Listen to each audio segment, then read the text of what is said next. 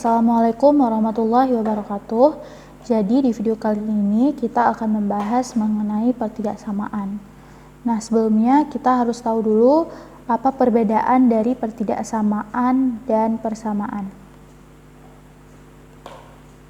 Oke, jadi yang pertama, persamaan itu menggunakan tanda sama dengan untuk memisahkan ruas kanan dengan ruas kiri. Namun kalau pertidaksamaan dia menggunakan tanda-tanda seperti kurang dari atau sama dengan, lebih dari atau sama dengan, dan bahkan bisa menggunakan tanda tidak sama dengan. Nah, yang kedua, persamaan ini dia tidak sensitif. Maksud tidak sensitif adalah apabila dia dikalikan dengan skalar, baik itu negatif ataupun positif, maka tidak akan mempengaruhi hasil. Gitu. Jadi perkalian dengan variabel, perkalian dengan skalar, mau yang negatif atau positif, sekiranya dapat mampu menyelesaikan maka dapat dilakukan. Namun kalau pertidaksamaan ini dia sifatnya sensitif, artinya untuk beberapa kasus seperti perkalian kedua ruas dengan bilangan negatif atau skalar negatif akan menyebabkan pertidaksamaan tersebut menjadi berubah tanda. Nanti akan kita lihat contohnya. Kemudian untuk pertidaksamaan dia hanya dapat dikalikan atau dibagikan dengan skalar saja. Ya, artinya untuk pertidaksamaan yang mungkin ada bentuk pecahan atau lainnya, itu cara menyederhanakannya tidak boleh sembarangan ya. Artinya tidak boleh kedua ruas dibagi atau dikali dengan variabel. Nah, biasanya variabel di pertidaksamaan itu contohnya bisa X ya. Pokoknya cara membedakan variabel dan koefisien atau skalar sudah pasti bisa lah ya. Oke, berikutnya kita lihat pada bagian hasil ya. Kalau untuk persamaan, hasil yang diperoleh adalah sebuah bilangan yang tepat.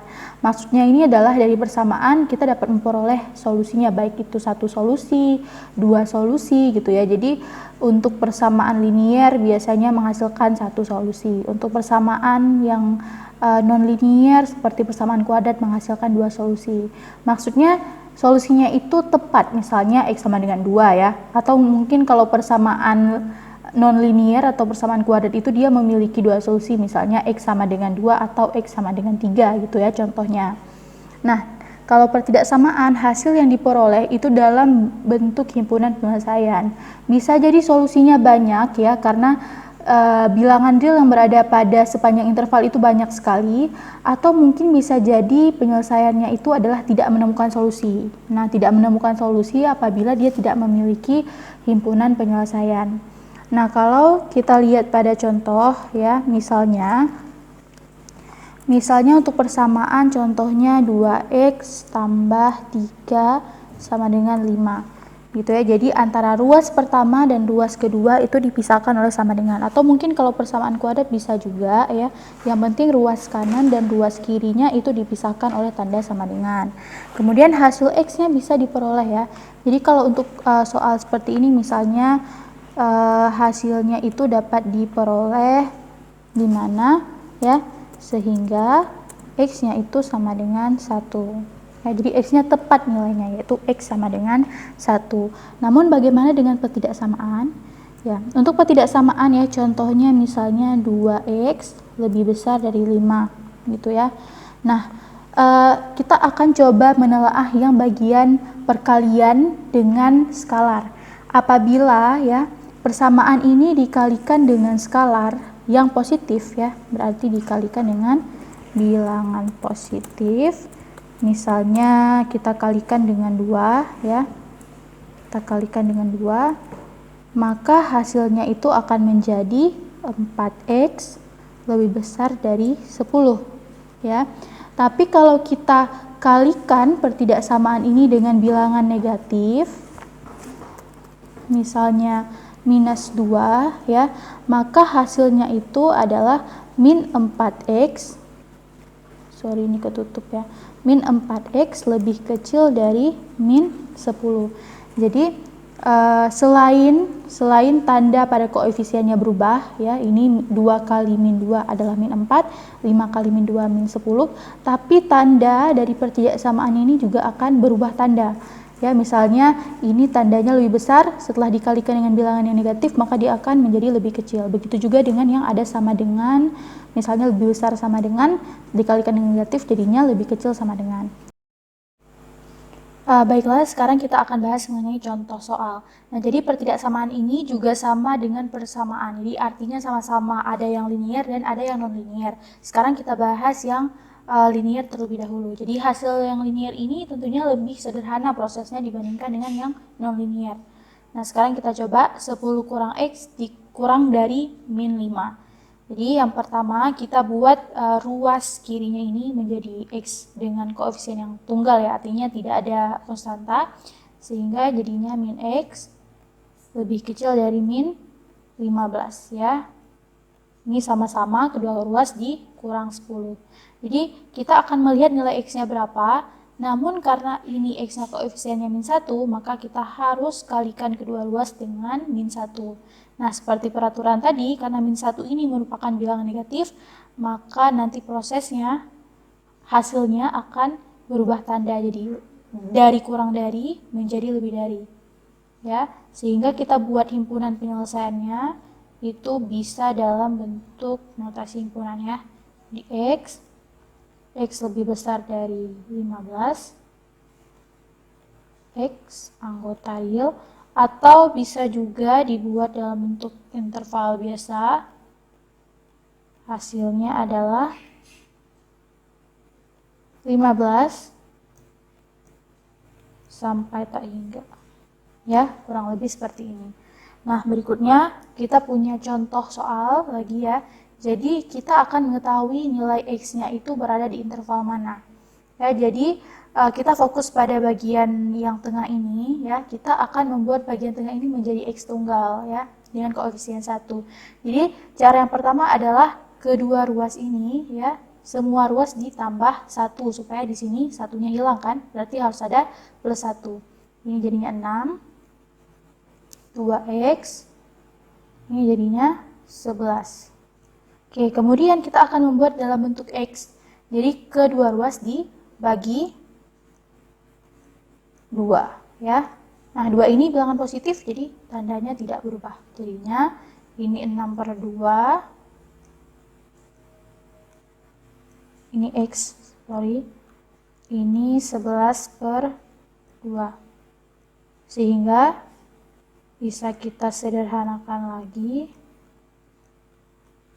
Nah, jadi X-nya itu ialah bilangan real yang berada di antara 3 dan 11/2, di mana 3 dan 11/2 ini tidak masuk ke dalam himpunan penyelesaiannya. Jadi kalau kita buat itu bisa di dalam bentuk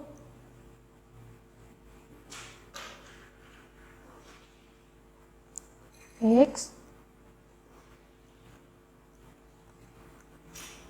11/2 X anggota real ya. Nah, baiklah, kita akan masuk ke contoh yang non-linier. Jadi contoh pertidaksamaan yang non-linier ini contohnya adalah X kuadrat kurang 5X tambah 6 lebih besar dari atau sama dengan 0. Jadi yang pertama dulu kita cari ya X berapa ya, nilai X apa yang dapat membuat X kuadrat kurang 5X tambah 6 ini menjadi sama dengan 0 ya. Berarti X kuadrat kurang 5X tambah 6 itu sama dengan 0. Sekarang kita cari X berapa yang dapat membuat X kuadrat kurang 5X tambah 6 ini menjadi sama dengan 0.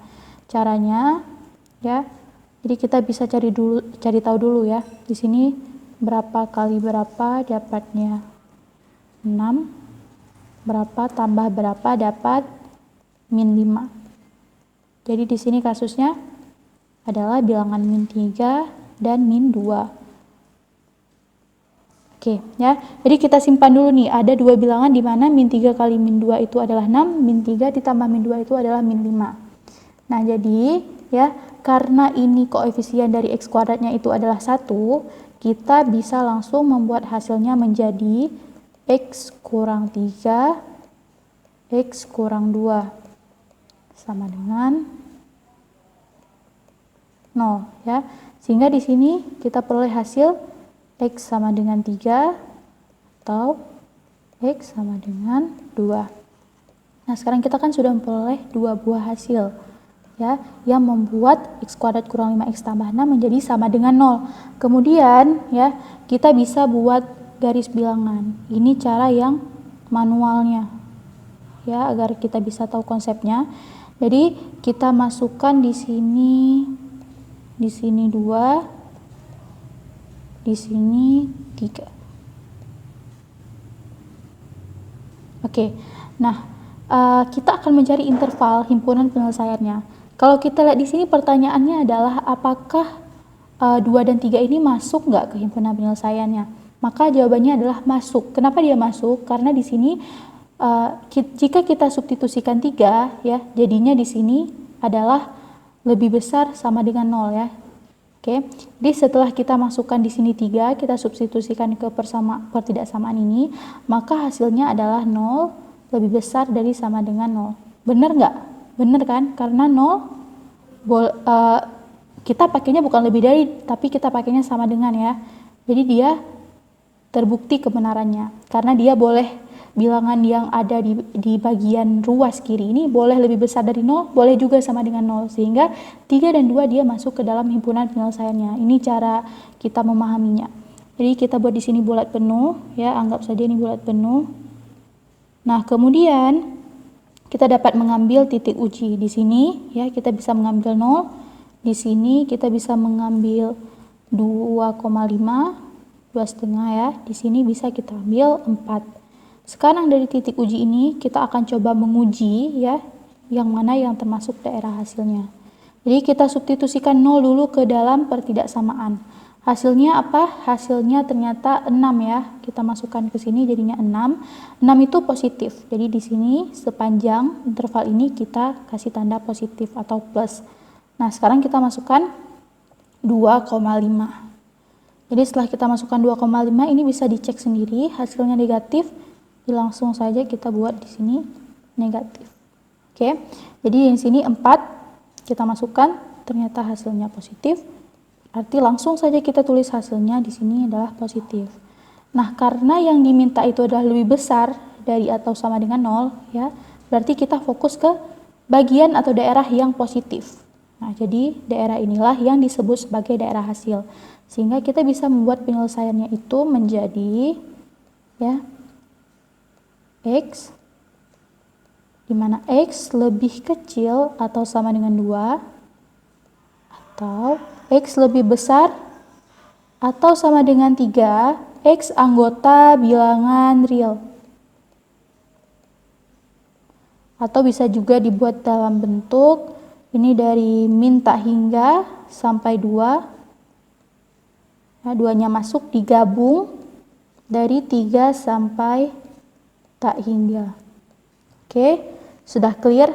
Nah, bagaimana kalau pertanyaannya ini adalah x kuadrat kurang 5x tambah 6 lebih kecil, ya. Lebih kecil dari 0, ya. Nggak pakai sama dengan, ya. Berarti caranya juga sama.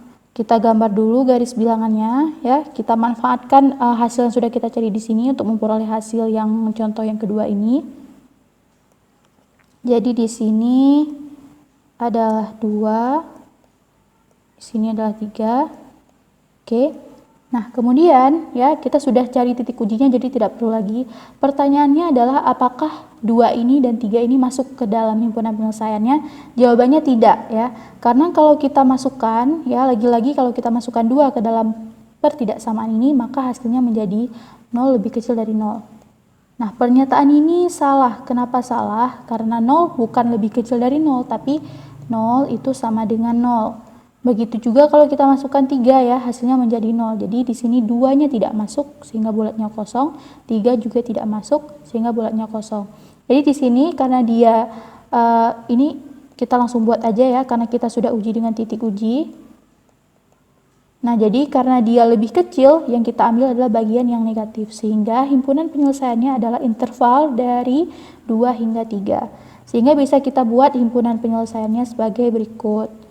Himpunan penyelesaian dengan X, di mana X berada di antara 2 dan 3, ya.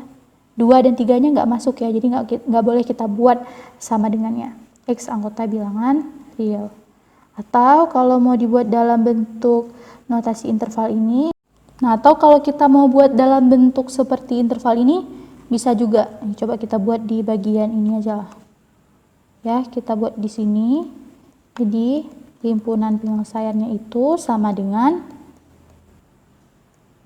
X. Sorry, ini udah ulang lagi ya. Jadi kita buat himpunan penyelesaiannya itu sama dengan 2 dan 3. Jadi himpunan penyelesaiannya adalah bilangan yang berada di antara 2 dan 3, di mana 2 tidak masuk ya, 3-nya juga tidak masuk, sehingga kurungnya ini adalah kurung biasa, bukan kurung siku. Jadi kurang lebih seperti itulah maksudnya untuk membuat bentuk penyelesaian atau himpunan penyelesaian dari pertidaksamaan yang nonlinier. Jadi kita cari dulu faktornya. Nah, nanti ada juga contoh-contoh lain yang mungkin akan kita bahas di bagian tutorial. Oke, jadi segini aja mengenai pertidaksamaan. Video selanjutnya kita akan bahas mengenai bilangan mutlak. Jadi terima kasih. Wassalamualaikum warahmatullahi wabarakatuh.